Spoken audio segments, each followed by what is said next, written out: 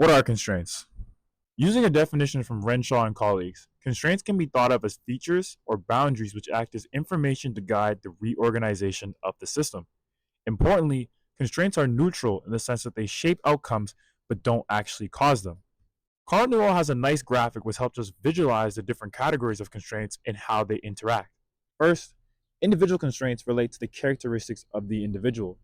They can be physical things like your height, weight, speed, arm length, etc., or they can be functional like your mood, anxiety, fatigue, or your confidence. Next are environmental constraints, and these can be things like the playing surface, gravity, energy flows like light and sound, and there can also be socio-cultural environmental constraints, which could be your past history of playing, how you were raised, and even things like societal norms. The final category are task constraints, and these are going to be more specific to the actual context. In terms of basketball, they can be things like the shot clock, the number of players, the rules of the game. It can also be things like set plays by the coach, feedback, or even team philosophies and shot selection. Once you understand how these constraints can interact, it opens a whole new world for skill acquisition. Stay tuned as we keep learning.